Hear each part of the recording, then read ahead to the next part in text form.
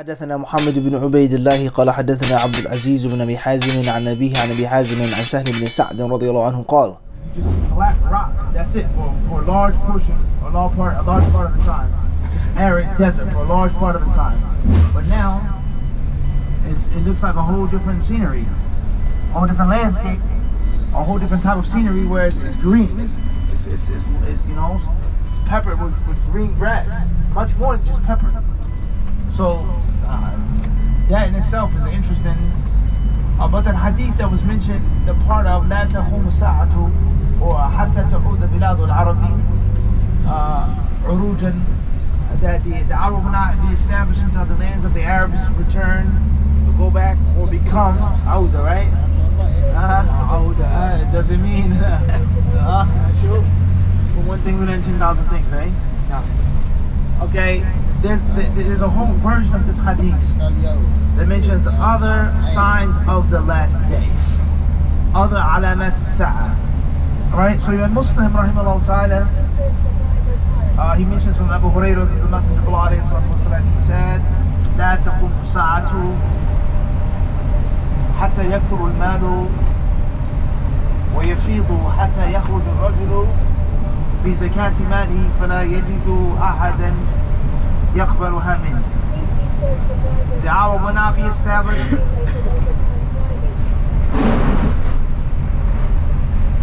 until wealth becomes extremely abundant. So much wealth everywhere. So much so that a man will leave with his zakah, he'll leave his home with his zakah, and he won't find anyone to accept it. No poor people. The hadith, that's the first part of the hadith, which is well known to you all.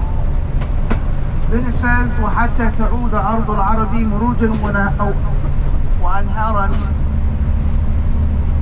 and until the lands of the Arabs become full of green, become lush, become muruj, وَأَنْهَار. Alright, the concept of gardens, water, much more than what's normal, much more than what's customary. And it's interesting when you see it. However, like we always say, a Muslim is to remain in the moment, remain in the current, not to get caught up overthinking, looking too far into the future, too far back into the past, not to get caught up in fantasy and romance and sensation too much, and act upon what's in front of you. As the Messenger of Allah ﷺ would ask, what have you prepared for the hour? Most importantly, if it came right now, what have you done to prepare for it? Now we know that there were some of the tabi'een, some of the atba' tabi'een, some of the salaf salih. It will be said about them in their biographies, obviously how much knowledge he had, how often he prayed, how long he stood in prayer, how many hadith he memorized, how many lands he traveled towards, what he sacrificed, how many hadiths he wrote down, etc. How generous he was with his wealth, how brave he was on the battlefield. Jumi'at fihi khisalul khair, all things of good were found in this man, etc., etc., etc. And about some of them they would say, if the hour came, if the angel of death came to him right now, he wouldn't have anything extra to do. Just think about that. If the angel of death came right now, this man, he wouldn't have any, a major guest comes to your house at the last minute. Your house is generally clean, right? What'd you say? Give me a second. Right? Maybe just, last minute spiffing up, or you go in the kitchen, or you ask your wife or whatever, the best stuff that we have in the fridge or the freezer, what can we make? What's the best coffee? What's the best tea? Versus when I'm by myself, my tea is of the finest grade, the highest quality. I take the tea ceremony, the tea party to the extreme, even if I'm by myself. So if an honored, esteemed guest comes, I have nothing extra to do. I drink off these tea, I eat these plates, these teacups, etc. I have nothing better to show because I'm already there. Think about that. They would say that about his ibadah. So with regards to signs of the last day, are the tall hotel signs of the last day. That's the point I'm trying to get to. The amount of times people talk about the tall hotels, the buildings being from the signs of the last day, etc. But what have you prepared if Qiyamah was coming right now? What do you have in your account? Get the point? What have you prepared for it? So that's first and foremost is for the money to be in abundance, and there isn't no jump in the levels of wealth. The poor people don't even need the zakat of the rich anymore, and obviously you can't see that to a large extent all the way around the board. There are plenty of poor people. I'm sure you've seen many of them here in Mecca, unfortunately. It's not that poor people in America and Canada. And then that the lands of the Arabs will become or will turn full of green, become lush, i.e., once again, when talidat amatu, the things to become topsy-turvy. What's normal, what's orthodox becomes the opposite, and the opposite vice versa. So dry, arid, barren lands now become lush and green. And what's meant by hatta ta'ud? Does it mean that the hour is coming down just because you see any green? Or does it mean that it's going to be full of green, dominating the landscape, swallowing the mountains, covering all the roads? So many people, they get caught up. But if a person was really, really, really caught up about the hour, and he was scared and afraid, as Allah mentioned in the Quran about the believers, they're mushfiqun. They're worried about the last day. Then that's going to translate to your deeds, your actions, just like your house. Out of my house, people always want to come visit me. They always want to come see me, right?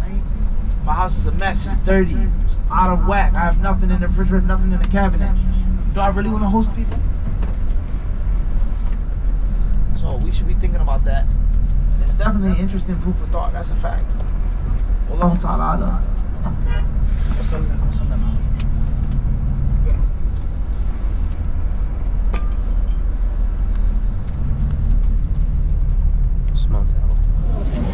Alright guys, so there are two ways of saying it.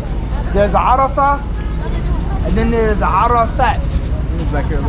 For a person to think that Arafat is the plural of Arafah, that's wrong.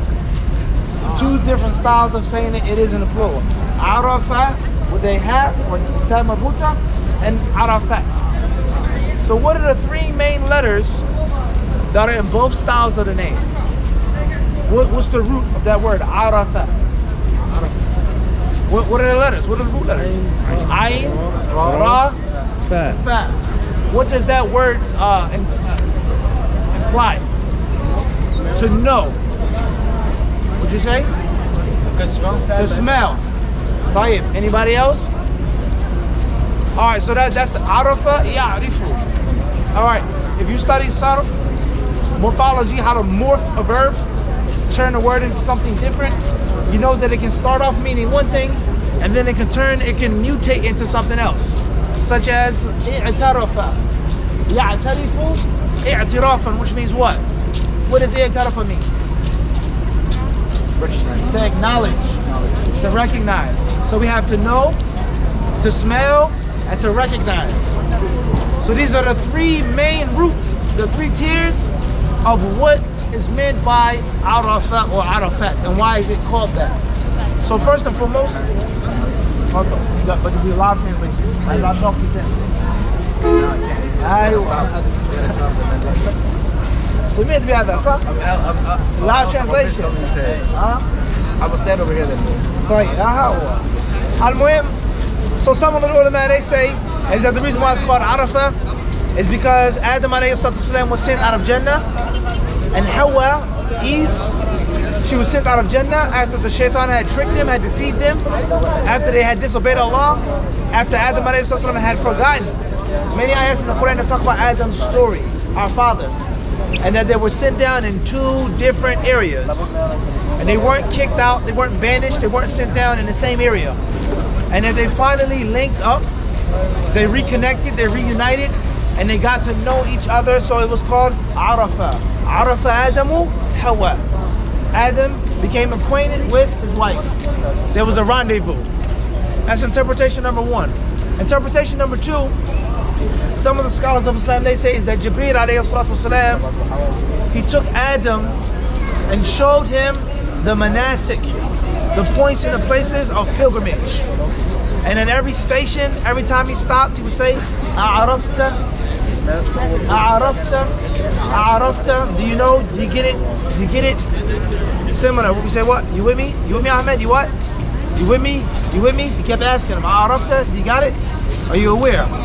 Interpretation number three, some of them they say, is that here is where the pilgrims, yata'arafun, they become acquainted with each other. They get to know each other.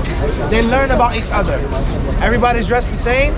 Everybody's thirsty, hungry, hot, tired, excited. Everybody's emotional. Everybody wants to make dua. So the believers, they get to acquaint themselves. And many of the barriers that prevent us from acquainting or becoming acquainted with each other, they're broken down. I got more money than you, so I don't sit and talk with you. I'm from a different race, so we really don't get to know each other.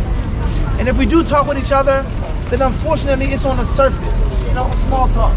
Kef Halik, how you doing, blah, blah, blah. But deep down inside, I'm better than you, because I'm from this country, or this tribe, or my skin, or such and such. Or we have different lifestyles. I seek knowledge, you're an ignorant peasant. You're a scholar, I'm a layman. So we really don't, bump shoulders like that. But here on Arafah, man and woman, black and white, yellow and green, rich and poor, knowledgeable, everybody is same.